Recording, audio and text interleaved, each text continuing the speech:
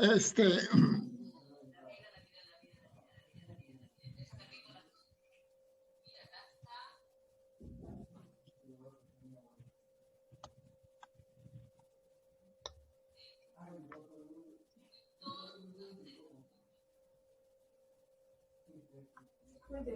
que ayer se rompió, ¿no?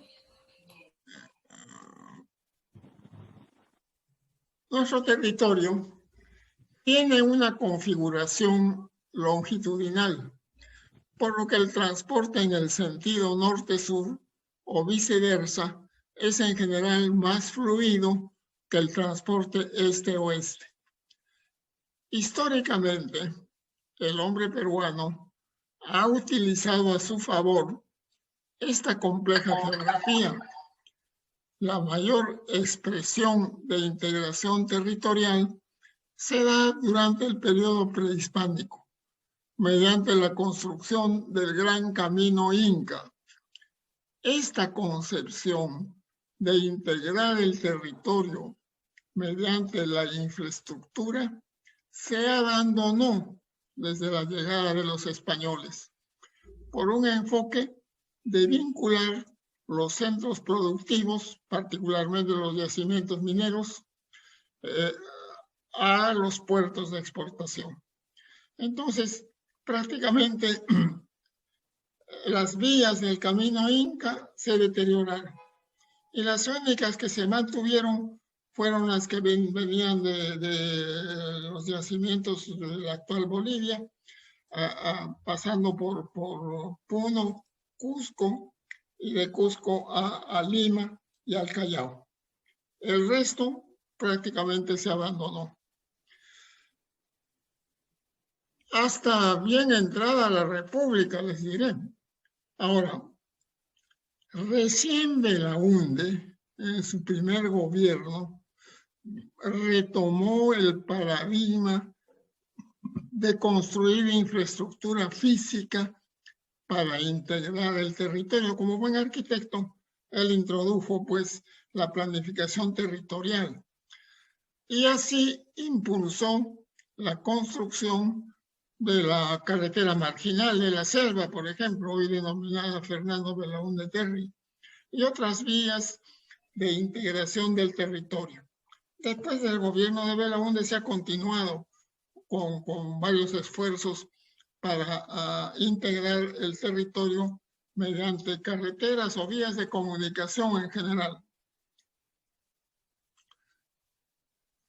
El otro aspecto que quisiera resaltar es la importancia de las ciudades. Las ciudades juegan un creciente rol en el desarrollo territorial.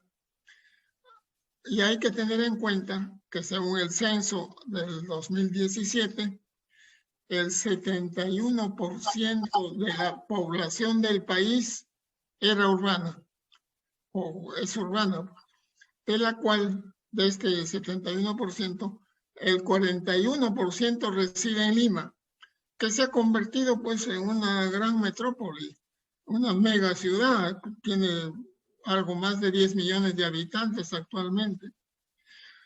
El 35,7% de la población urbana del país habita en 22 ciudades. O sea, miren, las 22 ciudades llamadas intermedias, que son las que tienen entre 100,000 habitantes y cerca de 1 millón de habitantes, en conjunto tienen una población menor que la de Lima metropolitana. Y el resto de lo que se califica como población urbana en 52 pequeñas ciudades que van desde menos de 100,000 habitantes hasta 10,000 habitantes. De acuerdo con la normatividad nuestra, todo centro urbano de 10,000 o más habitantes se considera urbano, o todo centro poblado de 10,000 o más habitantes se considera urbano. Sin embargo, internacionalmente esa no es una norma. La norma es, porque lo que debería señalarse como centro urbano aquel que tiene pues un mínimo de servicios.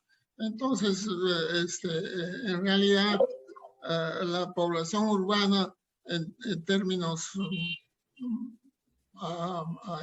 cuantitativos, está sobreestimada en el país y no es posible hacer comparaciones internacionales. Bueno, algunas ciudades intermedias en el territorio de su influencia han logrado la articulación de las fuerzas de la producción y el comercio, del conocimiento y de los asuntos públicos. Estas ciudades se constituyen en ejes nodales capaces de responder al peso del gobierno nacional. Las de mayor fuerza son las de carácter metropolitano, o sea, las que articulan a otras ciudades y poseen un territorio con recursos claves, como es el caso de Arequipa, con cerca de 900.000 habitantes, Trujillo, con algo más de 800.000, Chiclayo, con algo más de 600.000, y los otros centros urbanos que le siguen, ubicados en el rango de 250.000 a cerca de 500.000 habitantes. Cusco, Chimbote, Huancayo, Iquitos, Juliaca, Piura, Pucallpa y Tacna.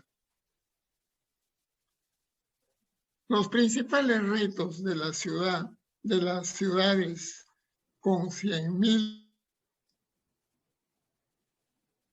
a más habitantes son conservar el medio ambiente, o sea, eliminar lo que se llama la huella de carbono.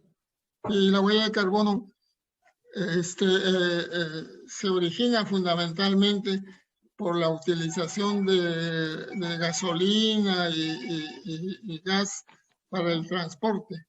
Por eso es que actualmente hay toda una tendencia mundial a hacer lo que se llama el tránsito hacia la movilidad eléctrica. Asegurar a la población viviendas adecuadas, transporte fluido, agua potable, saneamiento, electricidad, telecomunicaciones y finalmente generar empleos adecuados. Pero la mayor parte de nuestras ciudades carecen de suficientes recursos para atender estas obligaciones.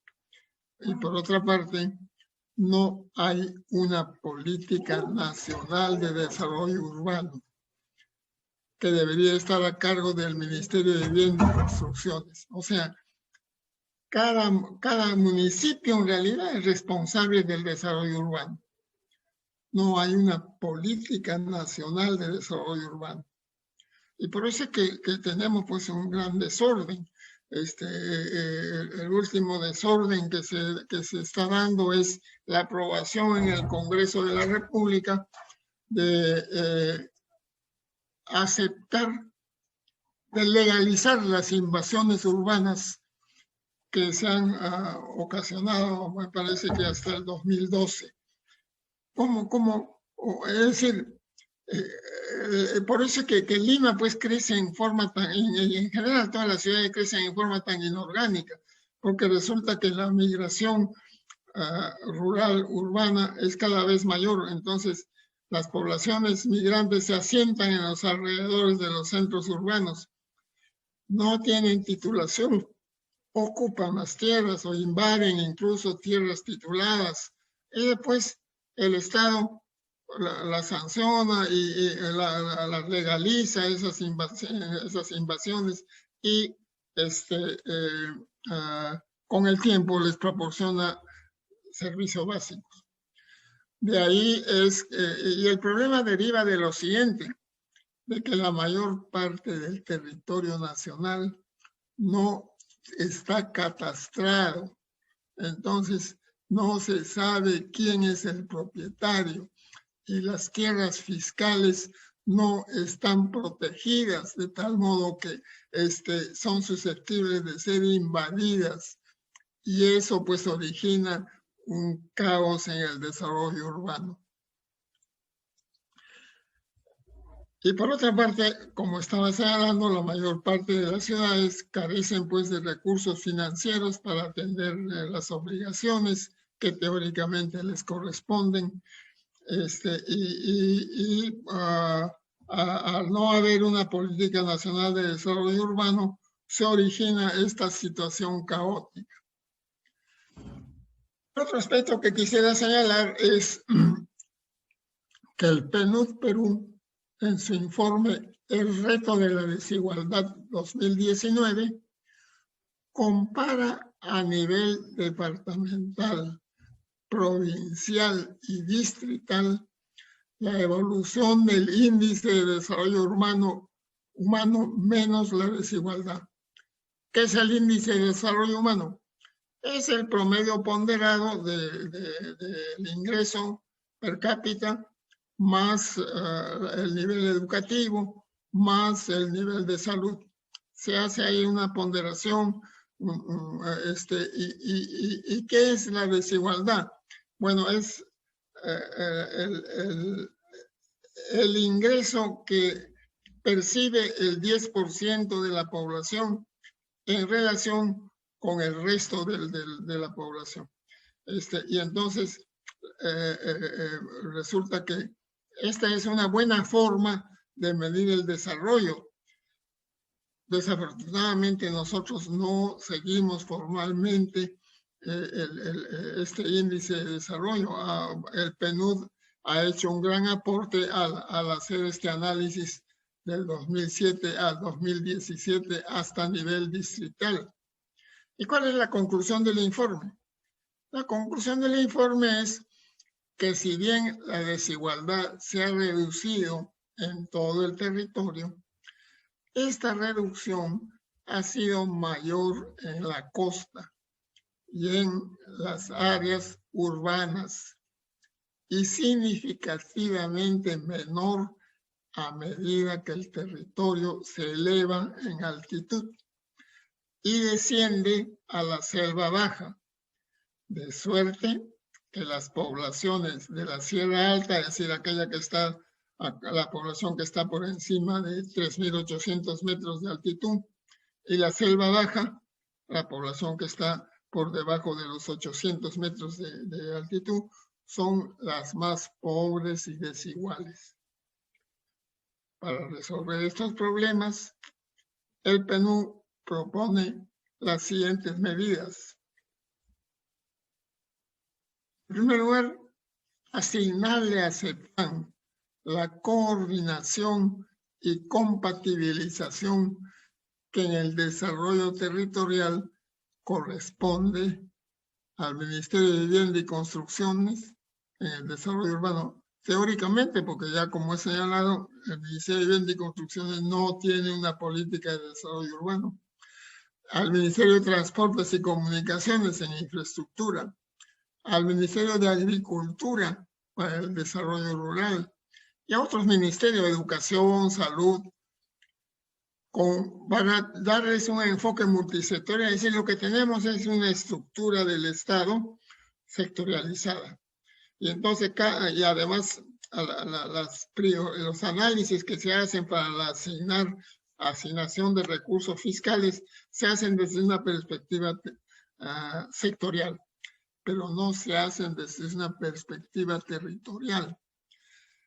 Esto es consecuencia de que la planificación teóricamente del desarrollo, pero en realidad es solamente la planificación fiscal, está concentrada en el Ministerio de Economía y Finanzas.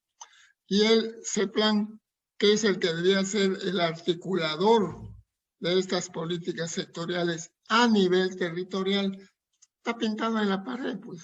No hay voluntad política de darle fuerza. El PNUD recomienda este asunto. Ojalá que el gobierno que viene tome en serio estas recomendaciones y establezca en el país una planificación realmente funcional.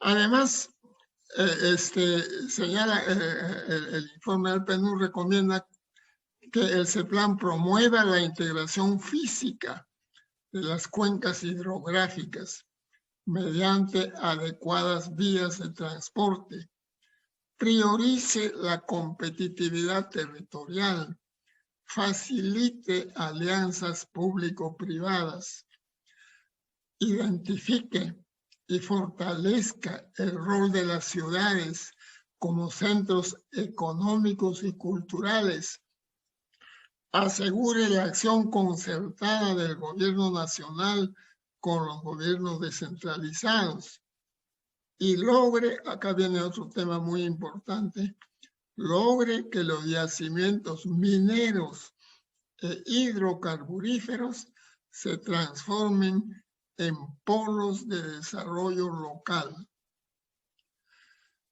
Por otra parte,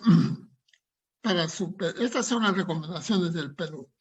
Ahora, por otra parte, para superar el déficit de infraestructura, es necesario que la inversión pública se mantenga por lo menos al 6% del PBI. Hay un informe, hay el plan de infraestructura para la competitividad que ha sido aprobado por el gobierno de Kuczynski y que teóricamente pues sigue el gobierno de Vizcarra, pero de acuerdo con ese plan, para poder resolver el problema de infraestructura en un plazo razonable, la inversión pública debería mantenerse por lo menos en un 6% del PBI. ¿A cuánto hemos llegado al máximo? Al 4 o 5% en el gobierno de Alan García. Y se mejore la capacidad de gestión del sector público. O sea, no es solamente un problema de recursos fiscales, es un problema también de gestión, de eficiencia del gasto público. Así será posible reducir los costos logísticos de las exportaciones, que se estiman en 29%. Es decir, del costo total de una exportación, el 29% es por transporte, que es como se estima pues el costo logístico. Y un estándar internacional aceptable es 10%. O sea, resolviendo el problema de infraestructura física, haríamos que las exportaciones sean mucho más competitivas y asegurar un fluido comercio internacional y la movilización de la población en forma segura. También se requiere promover el desarrollo rural y en particular proyectos de forestación y reforestación en los suelos de la sierra no aptos para la agricultura ni la ganadería, mediante convenios entre las comunidades y las empresas mineras. O sea, acá yo estoy enfatizando el tema, el importante rol de la minería. La minería no solamente tiene pues el rol de generar exportaciones, la minería tiene el rol de generar el desarrollo industrial del país. Cuando nosotros comparamos, por ejemplo, las exportaciones de Australia, las exportaciones mineras de Australia con las exportaciones mineras del Perú, ¿qué encontramos? Que la mayor parte de las exportaciones mineras del Perú son simples concentrados, mientras que la mayor parte de las exportaciones de Australia son refinados y maquinaria y equipo. El otro asunto es que debe hacerse un programa masivo de construcción de reservorios de agua dulce, de la generalización de la electrificación y el riego tecnificado para el desarrollo rural. O sea, aprovecho para señalar lo siguiente. Hay un estudio bien documentado que señala que irrigar una hectárea en la costa cuesta $10,000. E irrigar una hectárea en la sierra cuesta $1,000. En lo que va de los últimos años, ¿cuántas hectáreas hemos irrigado en la costa? 300,000 hectáreas. Y con un costo de $10,000. ¿Y en cuánto hemos vendido esas hectáreas? En $7,000. O sea, hay un subsidio de $3,000. ¿En beneficio de quién? Del gran capital, que se ha hecho pues de la mayor parte de estas irrigaciones. O sea, tirando números, ¿no es cierto? El país ha subsidiado por $9,000 millones el desarrollo de la agricultura de la costa. Ahora, es cierto que, claro, seguramente esos 9,000 millones ya los hemos recuperado, pero es evidente que ha habido un subsidio. ¿Hemos subsidiado la irrigación en la sierra?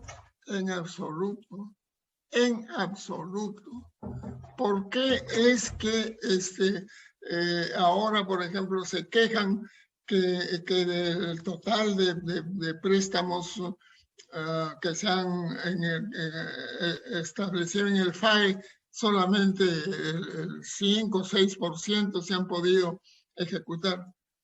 Porque resulta que la agricultura familiar, a la cual se supone que beneficiarían estos préstamos, tienen una productividad muy baja y podríamos triplicar esa productividad con riego tecnificado. O sea, este riego tecnificado debe hacerse con la generalización de paneles solares y con la generalización pues de pequeñas represas, reservorios, etc. O sea, tiene que ser el Estado el que haga esto. Tiene que empezar a subsidiar la infraestructura de riego de la agricultura familiar que está fundamentalmente en la sierra. Agricultura familiar que además es refugio de la pobreza crónica en las áreas rurales. Además, hay que hacer un programa masivo de defensas ribereñas de los principales ríos. Asimismo, es indispensable solucionar los conflictos de límites distritales y provinciales, teniendo en cuenta que el 80% de los distritos y el 90% de las provincias del país solo tienen límites de hecho y no tienen límites legales aprobados. Porque a pesar de que hay una instancia en la presidencia del primer ministro para establecer los límites legales, estos tienen que aprobarse en el Congreso. Y generalmente cuando va la propuesta al Congreso, ahí no la aprueban por una serie de intereses menudos de los congresistas, sobre todo que representan a las provincias o a los distritos que están siendo modificados. El problema lo tenemos pues acá en Lima mismo, entre San Juan del Lurigancho y el distrito vecino que pertenece a Yauyos, me parece, a otra provincia de Lima.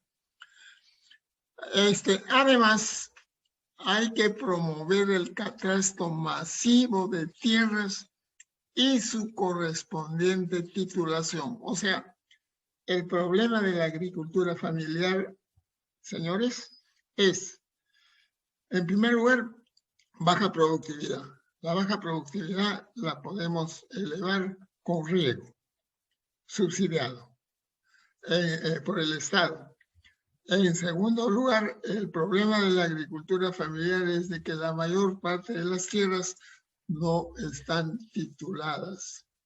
Y al no estar tituladas, no pueden ser objeto de crédito.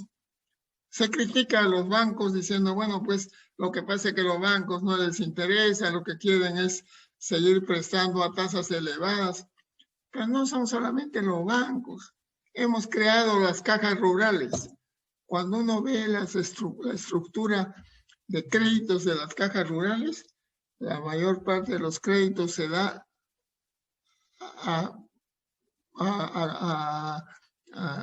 clientes urbanos y no a clientes rurales. ¿Por qué? Porque como la agricultura familiar tiene muy baja productividad, no aseguran la devolución de los préstamos. Y eso es en el fondo lo que ocurre con el Banco Agrario, por ejemplo, que cada cierto tiempo tiene que estar haciendo o perdonando los préstamos que no ha podido cobrar. Y ahora vamos a entrar al tema de la regionalización. Bueno, acá estamos confundiendo la regionalización con los departamentos. O sea, a los departamentos les estamos llamando regiones. Grave error, no son regiones, pues no existen regiones en el país. Yo le diría al presidente Vizcarra que él libere, pues, en sus presentaciones, en sus informes que hace al país, no siga hablando de las regiones, que hable de los departamentos. Y lo mismo en la prensa, que empecemos pues a corregir las cosas. Si no, lo único que hacemos es confundir a la población. Bueno, las regiones a constituir deben ser ámbitos de planificación del desarrollo territorial y no ámbitos político-administrativos que reemplacen a los denominados gobiernos regionales, que son en realidad gobiernos departamentales, y denominarse mancomunidades de planificación territorial, comprendiendo varios departamentos vecinos. ¿Por qué es que afirmo esto? Políticamente los departamentos se han consolidado. ¿Ustedes creen que será posible juntar Moquegua, Tacna, Puno en una sola región que debía constituirse así, una sola región económica, tal como he definido que es una región económica? Pues es imposible, es imposible. Ya los departamentos tienen su poder político, ya no podemos, además no compliquemos las cosas creando otro nivel administrativo. Una primera aproximación para la conformación de las mancomunidades sería la siguiente, que la vemos en el cuadro 1, por Lima metropolitana, la región nororiental, la centro-oriental y la suroriental. Acá podríamos, bueno, en este cuadro que les presento, ustedes ven que más o menos el tamaño de estas mancomunidades compensarían pues la población de Lima, porque Lima metropolitana tiene actualmente ya tiene 10 millones de habitantes. Bueno, la nororiental tendría 8 millones y medio, la centro-oriental cerca de 5 millones y la suroriental algo más de 6 millones, cerca de 6.700.000 habitantes. Y después están los datos del valor agregado bruto, la tributación, los soles per cápita, la tributación interna. A propósito, en el audio anterior que se hablaban, se dice que Lima metropolitana recauda el 80% de impuestos. Sí, pues, pero no se generan en Lima metropolitana, señores. Lo que pasa es que no hay información sobre dónde se generan los impuestos. Y de acuerdo con, teniendo en cuenta estos indicadores macroeconómicos y demográficos de Lima metropolitana, Lima debería ser autosuficiente en la materia fiscal. No hay una prueba sobre el hecho, al contrario, hay indicios de que el interior del país subsidia a Lima en materia fiscal. Para salir de dudas, la SUNAT que tiene la información. La SUNAT debía presentar un informe detallado de dónde se generan los impuestos y no solamente dónde se recaudan. Bueno, pero vemos acá en este cuadro también que, por ejemplo, hay una gran diferencia entre los contribuyentes, el porcentaje de contribuyentes, fíjense, sobre la población. El promedio a nivel nacional es cerca de 30%. Y en Lima metropolitana es el 46%. Y en las otras mancomunidades oscilarían entre 29 y 21% el porcentaje de la población que contribuye, que paga impuestos. En términos de crédito sobre el valor agregado bruto, también tenemos en la última columna que la mayor parte del crédito se otorga pues en Lima metropolitana. Ahora, acá también hay un dato que puede conducirnos a error, que en Lima metropolitana, por ejemplo, se registran los préstamos a la minería, pero la minería se ejecuta en el interior del país. O sea, lo que pasa es que la matriz de las mineras está en Lima, y eso ocurre con varias empresas. Entonces acá también tendríamos que tener mayor análisis para sacar conclusiones.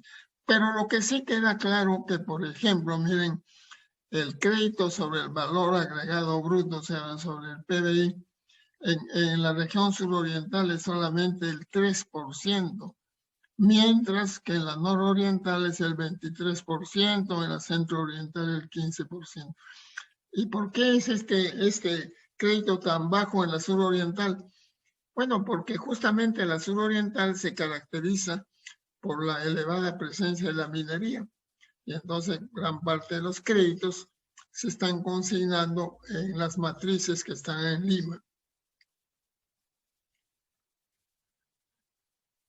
Las mancomunidades tendrán pues una población y un tamaño económico que contrapesen a Lima, y al ser atravesadas por los ejes viales transoceánicos, facilitarán la consolidación de los corredores económicos transversales y contribuirán a la integración sudamericana. Acá en el mapa, estas son pues las 4 mancomunidades que estoy recomendando: Lima metropolitana, la nororiental, la centro-oriental y la suroriental. Entonces, por ejemplo, en la nororiental se comunica pues con Brasil a través del Amazonas, ¿no es cierto?, por hidrovía, pero también se comunica, hay otra posibilidad, una ciudad cercana en esta zona, la centro-oriental de Pucallpa con también una ciudad fronteriza, y en la suroriental hay comunicación con Brasil, con Bolivia y con Chile.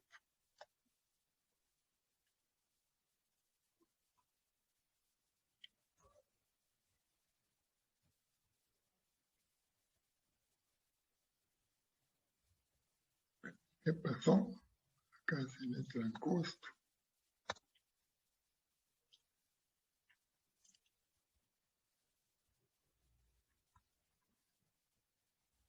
no avanza.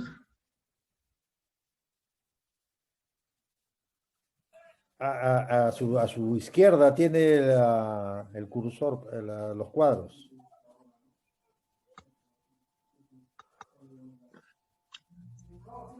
Bueno, el otro asunto es, mientras Lima Ahí Metropolitana está. tiene una economía sustentada en la manufactura y los servicios, las otras muestran economías con elevada presencia de los sectores primarios, con predominio de la minería en la centro-oriental y la sur-oriental. Miren, acá está, pues, ¿no? Lima Metropolitana, en agricultura prácticamente no tiene nada. Minería tampoco. En manufactura tiene 18,9%, mientras a nivel nacional es 13,3%. En administración pública, más o menos, fíjense, ligeramente superior al promedio nacional. Y en otros, pues también servicios particularmente, ¿no? En cambio, la nororiental no tiene mucha minería, pero miren, la centro-oriental tiene el 34,5% de minería y la suroriental el 32%. O sea, la centro-oriental y la suroriental son departamentos predominantemente mineros. Y bueno, ahí tienen ustedes también los datos de manufactura, de administración y otros. Y desde el punto de vista ocupacional, pues también hay estas diferencias. La PEA ocupada en Lima Metropolitana es mínima en agricultura, pesca y minería, en tanto que en servicios muestra tasas superiores a las de otras mancomunidades, las que presentan una mayor PEA ocupada en agricultura y pesca. O sea, la agricultura, fíjense, la agricultura es muy importante les voy a dar este dato.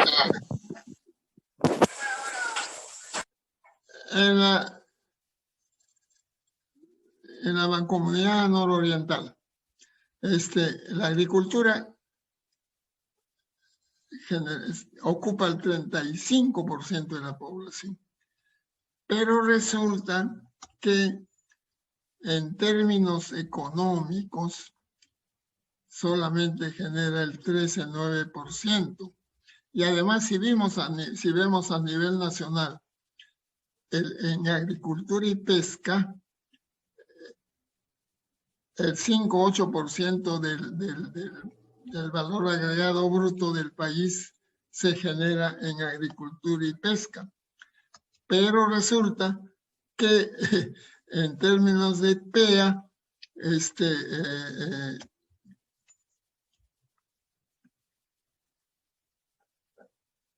términos de PEA es el 24%, cerca del 25%. O sea, el problema es, pues, acá estamos viendo la baja productividad obviamente. Si el PBI de agricultura y pesca es cerca del 6% y la PEA ocupada en agricultura y pesca es cerca del 25%, hagamos la división y vemos pues que obviamente ahí hay un predominio de la pequeña agricultura y la agricultura familiar, y acá se está reflejando pues la baja productividad.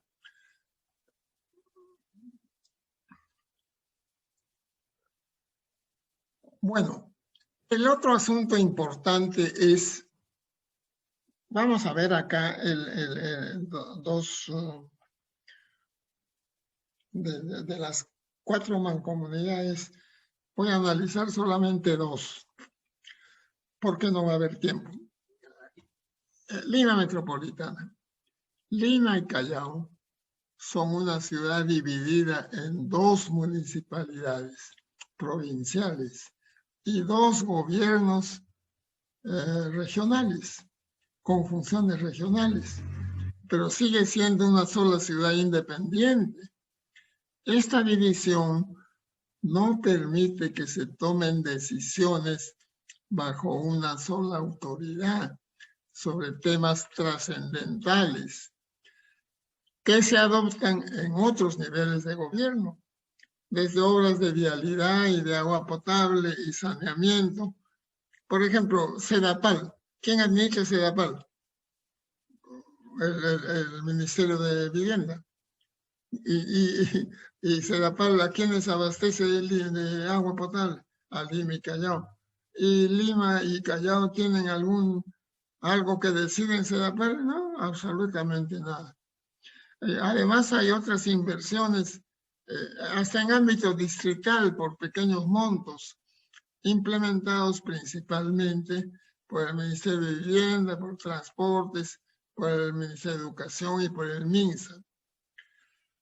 Además, el desorden normativo permite que los 43 municipios distritales de la provincia de Lima y las autoridades del Callao y de Lima provincias afecten a la ciudad de Lima con sus decisiones, sobre todo en el transporte público. Por fin, después de años y después de mucho pelear, hemos creado la ATU, la Autoridad de Transporte Urbano para Lima y Callao, que recién ha empezado a funcionar. Ojalá que el gobierno pues le dé suficiente respaldo político, el próximo gobierno igual, y no solamente respaldo político, sino respaldo financiero, para que se ordene el tránsito en Lima metropolitana. Y por esta situación, el Lima metropolitana propuso, en la gestión de Henry Pease, propuso crear una instancia que sincronice planes, normas y proyectos cuando estos hacen un impacto más allá de cada territorio. Y en tal sentido se necesita un representante del presidente de la República que presida esta instancia para asegurar sincronía con las iniciativas de los ministerios que impactan el conurbano Lima-Callao. Entonces, miren, si hay alguna parte del territorio nacional donde realmente podríamos crear una región, es en Lima metropolitana. Pero obviamente, por su peso económico, demográfico, tiene también pues un gran peso político. Entonces, si tenemos un presidente o un gobernador regional de Lima metropolitana, le haría un contrapeso y una sombra al presidente de la República. Por eso es que hay una solución que no es mala, la que se planteó durante la gestión de Henry Pease en el municipio de Lima, de que sea el gobierno central el que presida un representante del presidente del Consejo de Ministros o del presidente de la República, que presida un organismo que gestione, que coordine la gestión en esta área. Un planteamiento similar, como vamos a ver más adelante, ha hecho el Callao.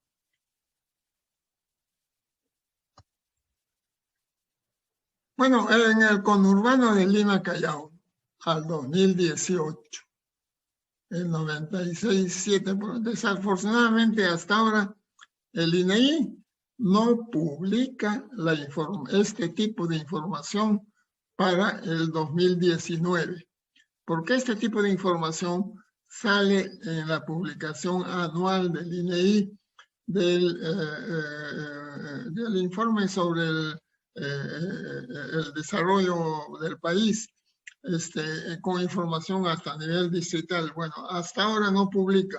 Entonces, tenemos que limitarnos a darles datos al 2018. Bueno, el 96.7% de la población cuenta con agua potable mediante red pública. El 96% desagüe. El 99.6% energía eléctrica. 43% telefonía fija, 95% telefonía celular. Bueno, actualmente lo más probable es que ya se acerque el 100%. 1% cuentan al menos con una computadora. 54% de los hogares tienen conexiones con internet y 57% televisión por cable. Bueno, estos datos al 2018 también existen a nivel departamental. Entonces, podemos comparar. El subempleo afecta al 30% de la PEA y el desempleo al 6,9%. Claro, ahora con la pandemia del COVID, pues estos indicadores se han ido al techo. Y se estima que el 13% son pobres monetarios y la tasa anual de crecimiento demográfico ha bajado del 5,1% en el periodo 61, en el periodo entre el censo del 40 y el 61, miren, el crecimiento demográfico de Lima fue del 5,1% anual. Ya en el periodo 2007-2017 ha bajado al 1,7%, pero todavía el crecimiento en Lima metropolitana es ligeramente superior al crecimiento demográfico del resto del país. Esto tenemos que hacer lo posible para cambiar. ¿Cómo desalentamos la migración a Lima? Bueno, hay que alentar pues la migración a las ciudades intermedias y sobre todo a las ciudades de menos de 100,000 habitantes. ¿Y cómo alentamos? Creando empleos. La gente emigra por falta de empleo. La gente emigra en busca de mejores condiciones económicas. No encuentran empleo en su territorio, entonces migran. Entonces acá lo que hay que hacer es una política de desarrollo urbano en los pequeños centros urbanos, darles los servicios indispensables que tienen, subsidiar el abastecimiento de agua, de comunicaciones, acelerar la interconexión con internet, etc. Entonces generamos empleos y la gente va a reducir su migración, sobre todo a Lima metropolitana. Bueno, en educación la tasa de matrícula es el 85,8%. En general, los indicadores de la educación son bastante elevados en primaria, en secundaria. Lo mismo el promedio de años de estudio, pero la calidad aún tiene mucho que desear, aunque en el periodo 2007-2016 ha habido un importante avance en las pruebas PISA. Y es de destacar que este avance en las pruebas PISA ha sido mayor en las escuelas públicas que en las escuelas privadas.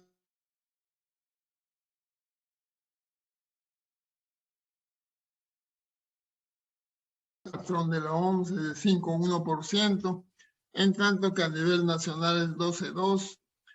La tasa de mortalidad infantil se estima en 13 por 1,000 nacidos vivos, mientras que a nivel nacional es 15 por 1,000. En fin, obviamente los indicadores de Lima metropolitana son bastante mejores que los promedios nacionales. Por otra parte, las mayores obras viales realizadas en la ciudad, corredores y vías expresas para mejorar el transporte público masivo, han contribuido a la formación de nuevos centros urbanos, facilitando las inversiones y nuevas formas de uso de la ciudad. Así, Lima se ha convertido en una mega urbe policéntrica, cuyo centro se ha recompuesto y han aparecido centralidades emergentes, las que se relacionan con el modo en el que se han configurado los llamados conos, el cono norte, cono este y el cono sur, y que ahora se da en llamar Lima Norte, Lima Este, Lima Sur y el Callao, que conformaría la urbe, Lima metropolitana. Pero no obstante, se han agravado los problemas de transporte que estamos padeciendo, pues, por la falta de infraestructura y el exceso de vehículos de transporte público y una flota obsoleta cuya edad promedio se estima en 17 años. Estos procesos explican una Lima con situaciones positivas, pero también con situaciones muy negativas, que se expresan en las siguientes tendencias: altos niveles de desorden y caos en el transporte público y privado, debilitamiento de la ciudadanía, relaciones de conflicto con la autoridad, lo que impacta negativamente en la idea de democracia, debilitando los instrumentos participativos existentes, reducción de la pobreza, pero aumentando las brechas de la desigualdad, asentamiento de poblaciones al margen de las normas de edificación, habilitación y zonificación, desatención a la ciudadanía en servicios básicos, debido principalmente al debilitamiento del gobierno de la ciudad y a un permanente conflicto entre los diferentes niveles de gobierno. La mancomunidad de Lima Metropolitana, la Lima Metropolitana en realidad, ha programado diversos proyectos de infraestructura vial que se encuentran pues en ejecución y algunos en proceso de concesión y otros que fueron abandonados. Y los proyectos son Vía Parque Lima, que fue abandonado, Nuevas Vías Lima, que ahora se llama Lima, Vía Amarilla, creo, Vía Expresa Sur, Conexión Surco-La Molina, el eje vial Prado, la Marina, Fawcett, el periférico vial norte-sur. Pero sobre todo, además, el gobierno central, a través de la Autoridad Autónoma del Metro de Lima, es responsable de proyectar, concesionar y supervisar la red básica del Metro de Lima, que comprende 5 líneas interconectadas, con una extensión total de 132 kilómetros y por un monto de inversión de 13.000 millones de dólares, estimado a abril del 2014, habría que ver ahora en cuánto se estima. Como podemos ver en el mapa 2. Entonces acá voy a adelantar un poco. Y acá tenemos el mapa, pues. Estas son las 5 vías que unirían Lima Metropolitana. El tren eléctrico, que es la única vía aérea, el resto son subterráneos. Entonces, bueno, después de mucho tiempo, por fin se está adelantando la construcción de la línea 2.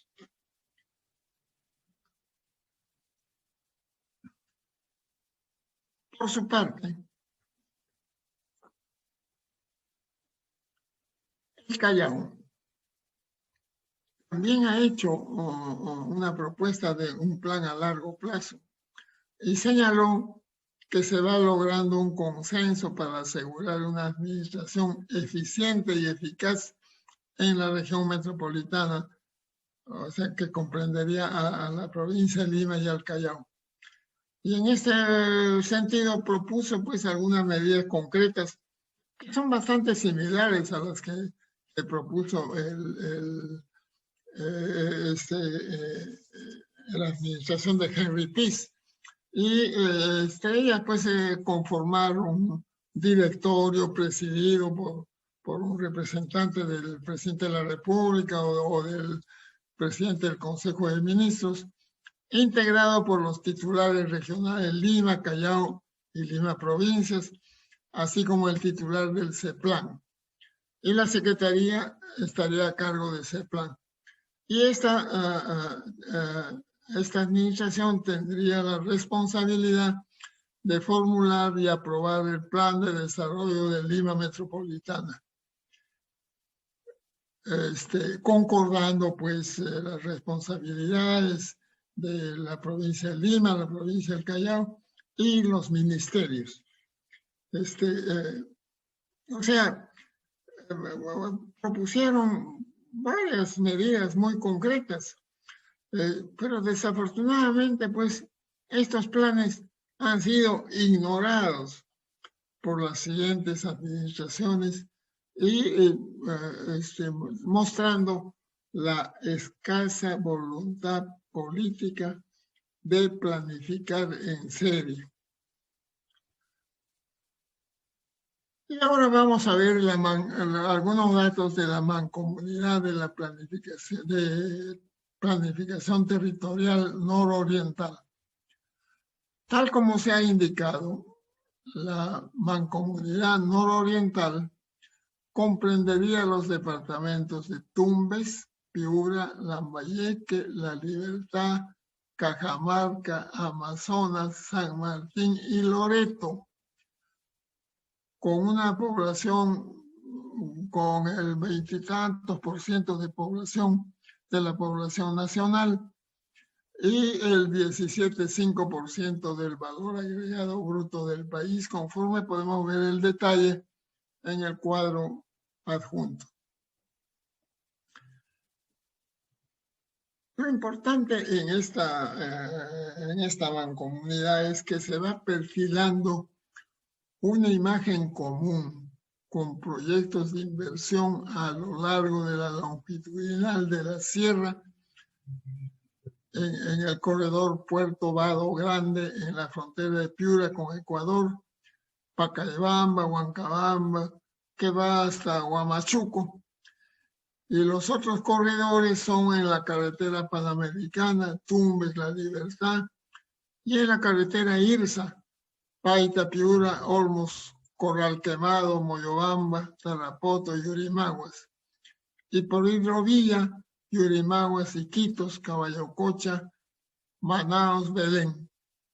Asimismo, se proyecta una carretera a lo largo del oleoducto nororiental que vincularía por vía terrestre a Iquitos con la costa, aunque este proyecto despierta serias resistencias en los ambientalistas. Bueno, los 8 departamentos priorizan el desarrollo del capital humano con servicios universales de calidad, salud, educación, saneamiento, electricidad, seguridad ciudadana, así como dotarse de adecuada infraestructura vial y de telecomunicaciones, y desarrollar el potencial turístico, destacando Chanchan en Trujillo y Cuelap en Amazonas. Y acá hay una cosa muy importante, ¿eh? Los departamentos han acordado conformar una mancomunidad para asegurar la coordinación y articulación de las políticas nacionales, departamentales y locales en toda la mancomunidad. ¿Quién lideró este acuerdo? El entonces gobernador regional de La Libertad, César Acuña.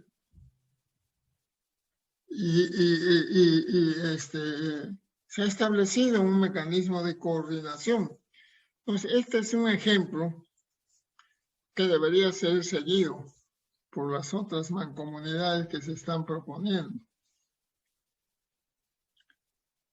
En el cuadro 5 se comprueba la gran importancia de la agricultura, que alcanza al 13,5% de la mancomunidad de planificación. del valor agregado bruto en Piura, 2,7 puntos porcentuales corresponden a pesca, y en Tumbes casi el 50% es pesca, mientras que en minería solo destacan Cajamarca y Loreto. Loreto en hidrocarburos. En manufactura destacan La Libertad y Piura. Bueno, ahí pueden ver ustedes el detalle de este cuadro. En el cuadro 6 se observa que en el periodo 2007-2018, Amazonas, Lambayeque y San Martín crecen a una tasa mayor que el promedio nacional. En Amazonas se explica por la construcción, alojamiento y restaurantes, y administración y defensa. En Lambayeque los impulsores son minería y construcción, mientras el crecimiento en San Martín se debe a la agricultura y pesca y a la administración y defensa. Cajamarca exhibe una modesta tasa de crecimiento anual, 3,4%, como consecuencia del escaso dinamismo de agricultura y pesca. Ahí pues predomina la agricultura familiar, manufactura y minería. Y miren, a pesar de que Cajamarca tiene, a mi juicio, grandes condiciones para desarrollar la agricultura, sobre todo la ganadería láctea, creo que es un problema, pues, es un problema de que el Estado tiene que ponerse las pilas y asegurar, pues, el riego tecnificado, con lo cual Cajamarca se puede ir para arriba. Pero resulta, pues, que en minería ha decrecido, porque desafortunadamente hay un movimiento antiminero que hasta hace poco dominaba, pues, la política cajamarquina. Esperamos que en el futuro ese sentimiento antiminero desaparezca en la medida que se logre, pues, una buena articulación entre el desarrollo minero y el desarrollo de la agricultura y la ganadería. Bueno, La Libertad, Piura y Tumbes crecen a tasas ligeramente menores al promedio nacional. La Libertad por el decrecimiento de la minería y el menor crecimiento de la construcción. Y en el caso de Tumbes se explica por el lento crecimiento de la agricultura y pesca. Loreto es el departamento con menor tasa de crecimiento en el periodo, como resultado del decrecimiento de la minería y el lento crecimiento de la manufactura.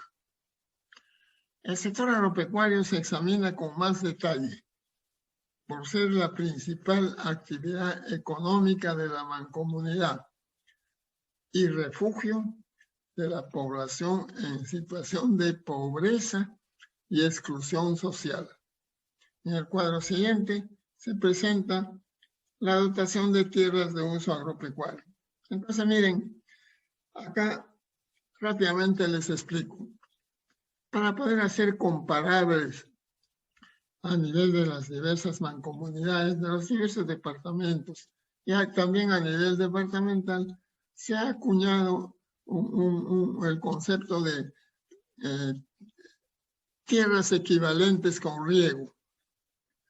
Este indicador se estima que a nivel nacional la superficie equivalente con riego es de 6.300.000 hectáreas, de las cuales 27% se encuentran en la mancomunidad nororiental, variando este indicador de 385.000 hectáreas en La Libertad a solo 21.000 hectáreas en Puno. Entonces, ¿cuál es en Tumbes? ¿Cuál es cómo se calcula el indicador de tierras equivalentes con riego? Bueno, se calcula, pues, de que las tierras que no tienen riego como tienen una productividad que es la tercera parte de una hectárea con riego, entonces 3 hectáreas de agricultura sin riego equivalen a una hectárea con riego. E igual hay un equivalente en las tierras de pastos, que creo que son 5 hectáreas. Ahí se explica bien en el cuadro. Entonces, así podemos comparar las tierras en los diversos departamentos, estimando el equivalente en tierras con riego.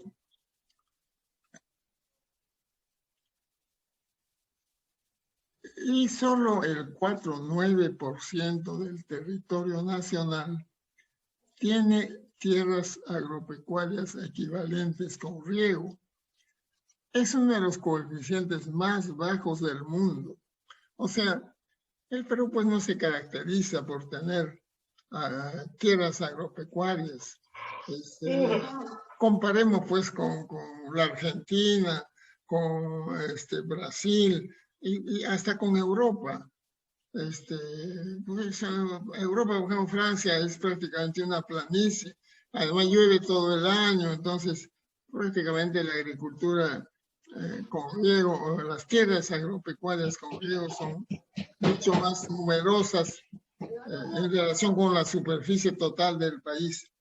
Pero digamos, esta carencia de tierras agropecuarias con riego se compensa con la biodiversidad del país, porque resulta que al tener distintos climas, tenemos prácticamente cerca del 90% de los climas de todo el mundo.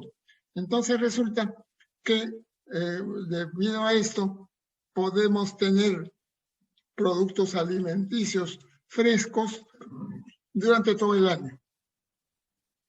Todo el año.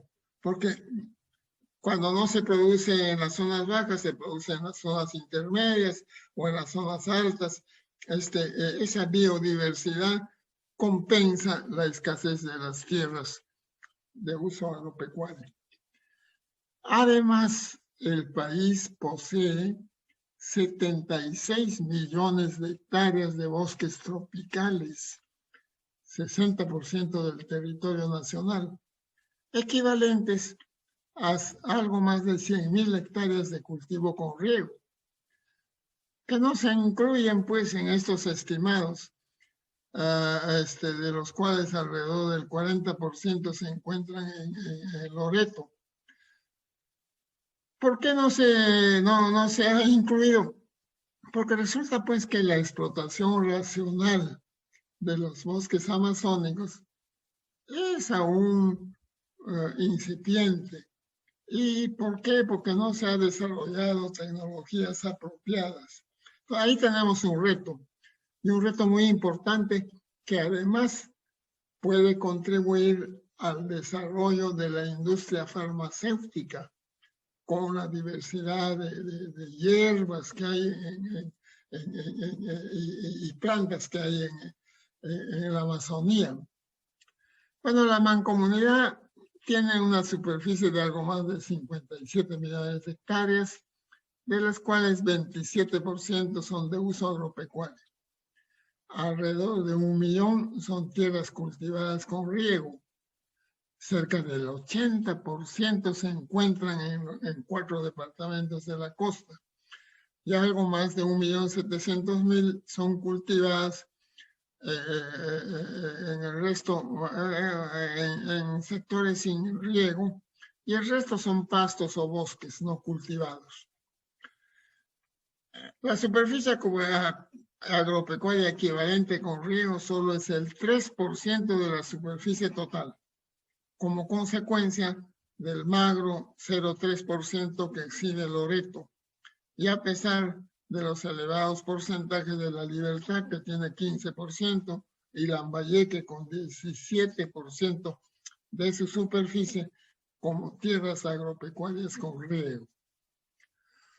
Un porcentaje importante de las tierras de cultivo en secano es susceptible de irrigación y debe darse prioridad a las zonas de la sierra, reducto pues de la pobreza en el país, donde ya he señalado las diferencias de costo en la irrigación entre las tierras de la costa y las tierras de la selva.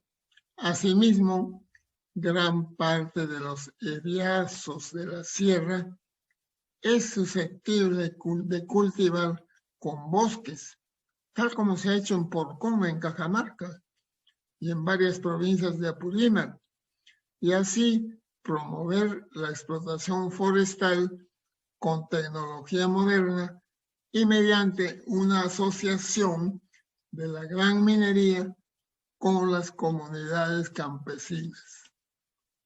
En el cuadro 8 se observa que en la mancomunidad la productividad agrícola del trabajo es ligeramente inferior al promedio nacional, pero en cambio la productividad por superficie agropecuaria equivalente es muy superior al promedio nacional.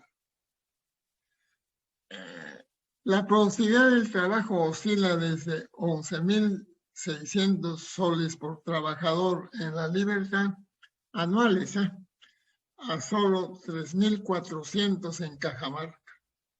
Esto explica la pobreza generalizada en este departamento, situación que se puede corregir con un agresivo programa de irrigación de las tierras de secano y con una masiva forestación. Pero esto exige pues una alianza del campesinado con las mineras, que a su vez supone que la correlación de fuerzas políticas en ese departamento cambien pues de postura, porque esta correlación de fuerzas políticas aún no se ha conseguido.